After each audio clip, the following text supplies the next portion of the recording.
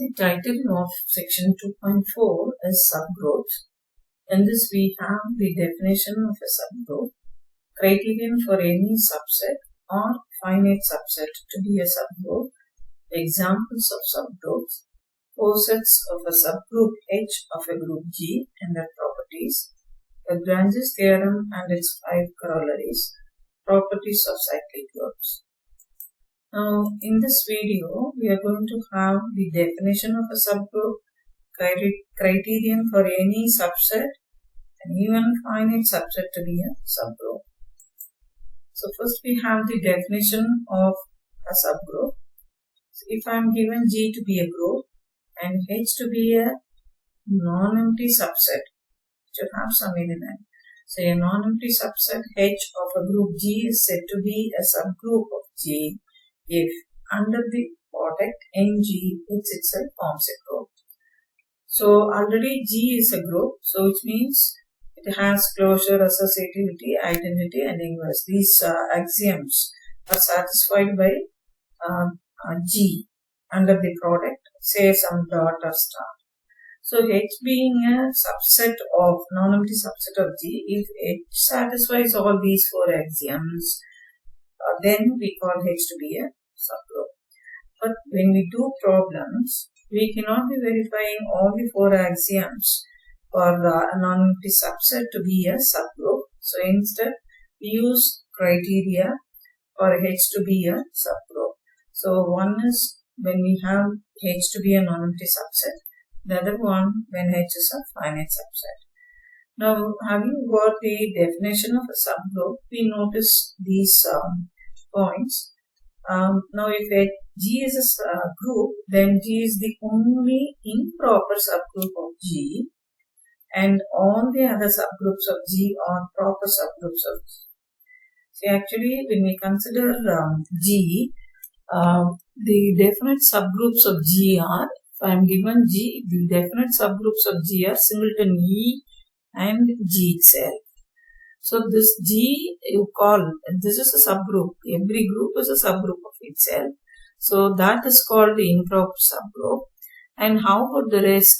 We have the other subgroups. Later we will see that N of A is a subgroup, N of H is a subgroup, and then Z of G is a subgroup. So these are all proper subgroups of G and including E also.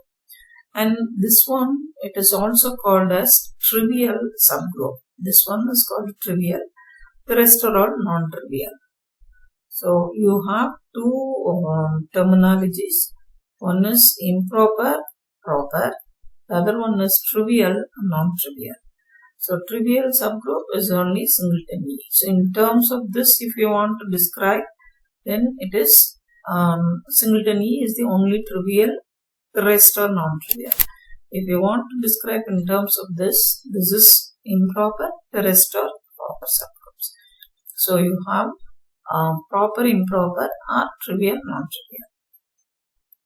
Next we see that the identity element of H and G are the same. You cannot have for elements in H, E to be identity element and something else for G. Whatever in G you have as identity element, the same thing is true for H also. Then the inverse of an element of H is the same as the inverse of the element being regarded as an element of G. The meaning of this is, you consider A in H. Then this A is also present in G. This A is present in G also. But G being a group, it will have inverse. So if we call it as A inverse, then this A inverse is the inverse of A in H. So you cannot have for A being present in H, one inverse, and for A being present in G, another inverse. The inverse are the same. You cannot have inverse is the same, you cannot have 2 different inverses. Then the next one, if H is a subgroup of G and K is a subgroup of H, then K is a subgroup of G. So you have like this, H is a subgroup of G and K is a subgroup of H, means this K will be subgroup of G.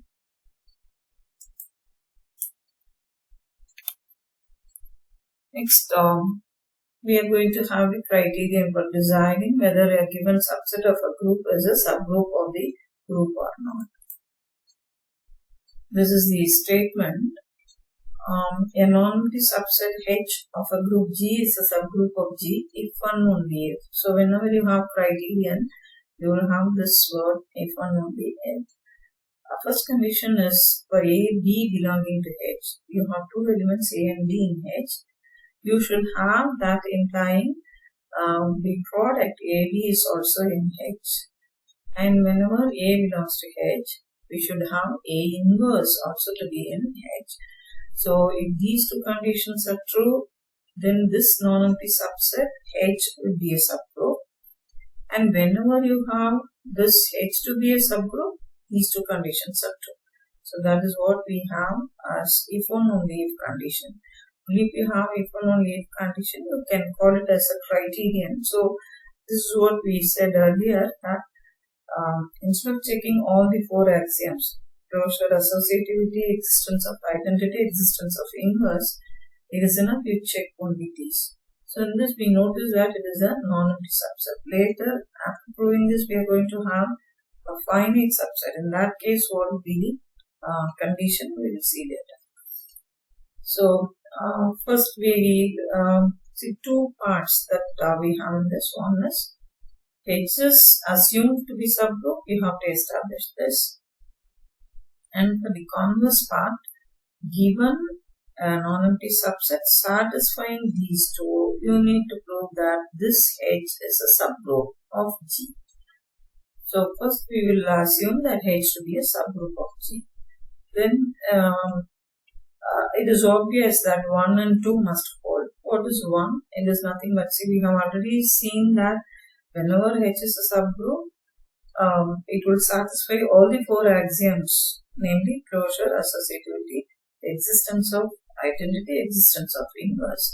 So in this we have the first one denoting the closure, this one denoting the existence of inverse. So it is very obvious that whenever H is a subgroup, first and second conditions hold both. For the converse part, let H be a subset of G for which these two are true. So this is our assumption. What is given that we have written. Now we prove that H is a subgroup. So first we note that being a subset of G, the associative law is inherited by H. So that is true always, because H is a subset of G. So for any A, if we consider any A, B, C in H, for associativity, what we need to establish is A dot B dot C is equal to A dot B dot C. But remember, when A, B, C are in H, they are present in G also. But in G, the elements satisfy this condition. So because this condition is true for A, B, C in H, we see that this is true and therefore associativity holds. So this is a property inherited by this H. Next we have, if A belongs to H, by this part, existence of inverse is true. So existence of inverse is true. This one we have. Closure we have, and the associativity that from here we have, and then this one existence of inverse that we have, existence of inverse. Next is we have to prove the existence of identity element. So what we do is, in this, instead of taking B, if you consider in the place of B, A inverse A, then A dot A inverse, which is nothing but E, belongs to H you have. So that gives the existence of identity also. See, all the four axioms are satisfied by this non-empty subset H. It is a non-empty subset. You have to start with a non-empty subset of G. So we have all the conditions for this non-empty subset to be a subgroup. So we have H to be a subgroup. So we keep saying that when you prove any result, always have in mind your GPTC rule. So what is, for the first part, that is obvious, given subgroup closure holds, so there and semantic. And the inverse also exists, so these two conditions will follow automatically. That is, these two conditions will follow automatically.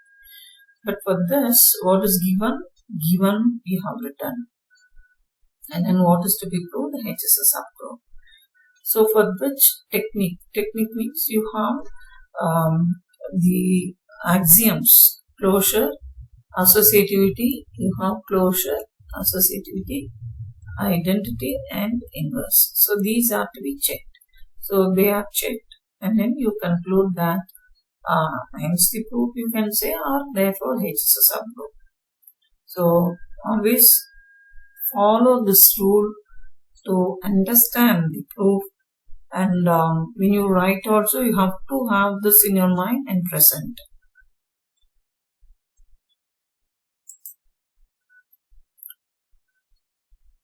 So the previous lemma can be clapped and given as a single condition, like A dot B inverse belongs to H. So we can have the criterion for any non-empty subset H of a group G to be a subgroup if and only if A dot B inverse belongs to H. In the previous one we said closure and inverse. Closure and inverse. So closure means A dot B and for inverse this. So what we do is we club these two and simply give the condition as A dot B inverse belongs to H. Now here again we have to assume that H to be a subgroup and establish this. And for the converse part we have to assume the statement A dot B inverse belongs to H whenever AB belongs to H, and with that we have to prove that H is a subgroup by checking closure, associativity, existence of identity and existence of inverse. So for the first part, let H be a subgroup of G. Now to prove that A dot B inverse belongs to H, what is done? This is what we are trying to prove. So using closure property and the existence of inverse property, that is, you have A dot B inverse you have for A and B in H, because H is closed, you have A dot B belonging to H. But being a member of H, B inverse is also there in H.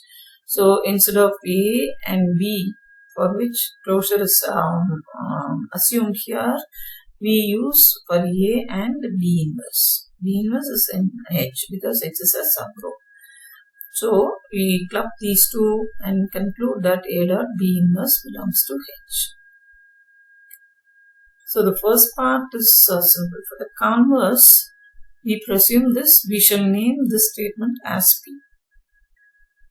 Now we prove that H is a subgroup of G, that is, we prove that the four axioms, closure, associativity, identity and inverse.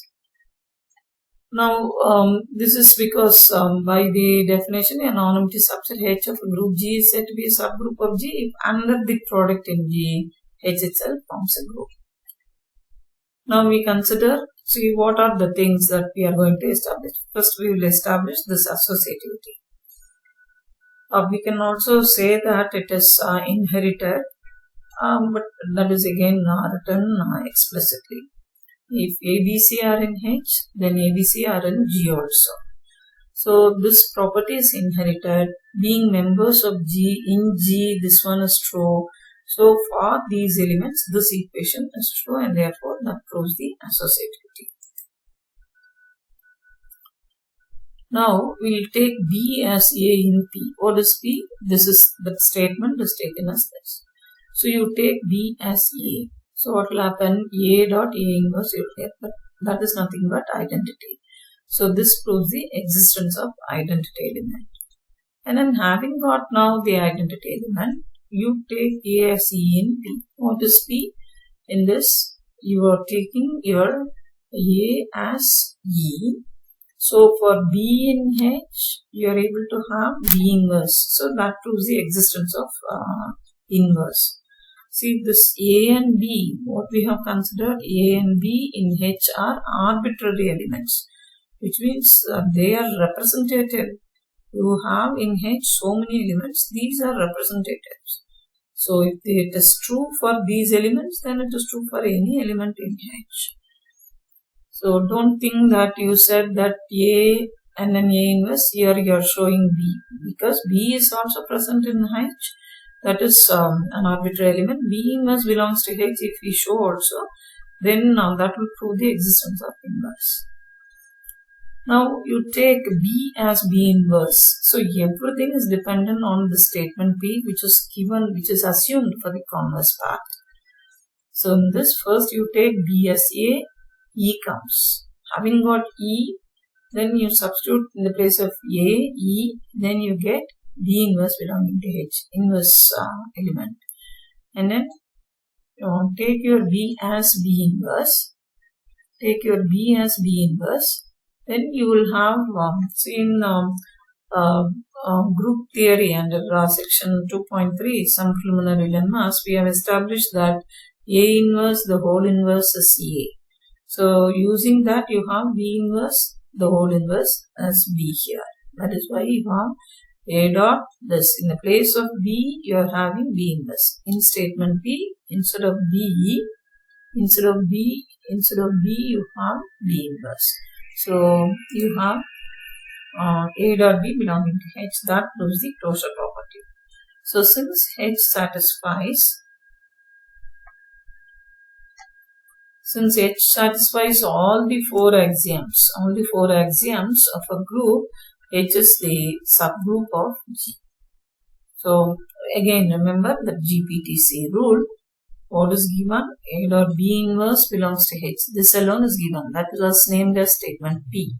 This is statement P. This is to prove. Don't get confused with this P statement and this one. What is to be proved? It's a subgroup that we need to establish. It's a subgroup we have to show. It's a subgroup, that is our criterion. And technique is this. Associativity is inherited. And these are the techniques involved in proving the required condition. And you conclude that H is a subgroup. So again, GPTC rule. Next, if we are given a non-empty finite subset, So in this, the difference between the previous one and this is, in the previous one we had any subset. So in the question, when it is asked, check whether you are given any subset or a finite subset. So only then you will know, you will write the correct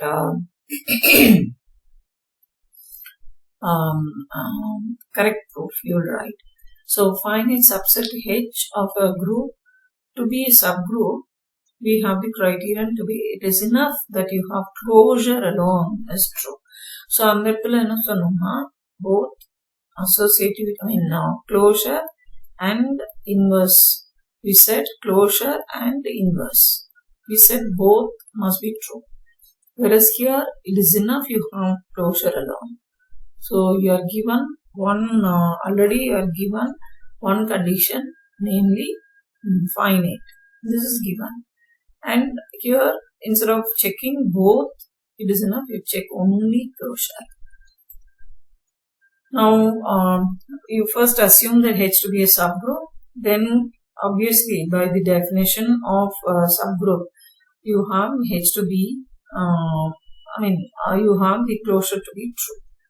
Because closure, associativity, existence of identity, existence of inverse are the axioms that are satisfied by any non-empty subset being a subgroup. So by using closure, you have the first part to be true. For the converse part, you assume H to be a finite subset such that closure holds. That is, for any AB in H, A dot B belongs to H. So to prove the converse by this lemma, what we said now, A dot B belongs to H and this. So you have closure to be true. You have closure to be. Just now we proved this. So we are making use of this to prove this theorem. So closure is already true. So it is enough I show for any A in H, its inverse is present in H. For any A in H, its inverse is present in H. What is assumed to be my H? H is just a finite subset. Now we will consider this under two cases. One is when A is E and the other one is when A is not equal to E. That is, A is different from the identity element. Now if A is E, then A inverse is also E. Identity element has self-inverse. So you have A inverse also to be E. So in that case, the presence of A inverse established. Now suppose A is different from E. Then by closure, A square, A cube and so on will be in H. Now but H is finite. It cannot go infinitely. So since H is finite, for some N and M, for any R and S, because here we have used this for any R and S, we must have A power R to be equal to A power S. See, suppose we consider, for example, this set, this group we have already come across under cyclic group, this G. So in this, we know that I power 4 is 1 and even I power 12 or 8 is also 1. So we have I power 4 to be equal to I power 12. So it is something like your A power R is equal to A power S. You have your 4 to be, or rather 12 to be greater than 4. 12 to be greater than 4. So you have your, we shall have this to be R, because here we have said R to be greater than S and this one to be S. So we can find integers R and S such that with R greater than S, A power R will coincide with A power S. So that is what is written here. So this in turn implies that A power R minus S is the identity element and your R is strictly greater than S. So R minus S will be positive. These are all integers, so we can very well consider this to be R minus S greater than or equal to 1. So you have this, and this cannot, you have this to be, you cannot have this to be 0 because your A is not equal to B, because we are considering the second case. This case we are considering. Now what we do in this is, we will add and subtract. We will add and subtract 1 to this. So you have A power R minus, you have here A power R minus S subtract and. So that this we can have and this one separately we have equal to E that we have. So this R minus S minus 1 will be greater than or equal to 0. The R minus S minus 1 will be greater than or equal to, we are taking this to the other side, so you have this. Now this A inverse, so you have something like this, A dot B equal to E equal to B dot A means whatever here you have, you call that to be the inverse of A. Is the notation. So whatever here I have should be the inverse, and this is present in H, because already we said that all these elements E, A square and so on, they are all present in H, we have said. So we have, because of closure property, these things are true. So we have A power R minus S minus 1 belonging to H.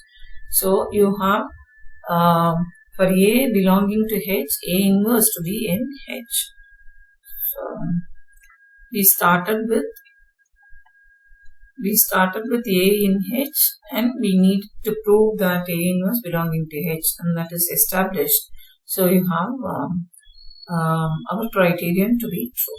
See, in this, even though we said that A is different from E, that doesn't mean that the presence of E is not in H. It is there in H, and we have this A power 0 is considered. A power 0, when we consider, that is treated as E. So they are all present in H. So you have, so E, we can talk about E. So this proves that H is a subgroup. So even here, remember that we have used GPTC rule. What is given is just closure is given. The proof technique involves all these steps. What is to be proved is H is a subgroup, and the proof techniques is what we have mentioned here. So G given, what is to be proved, technique involved, conclusion is H is a subgroup origin.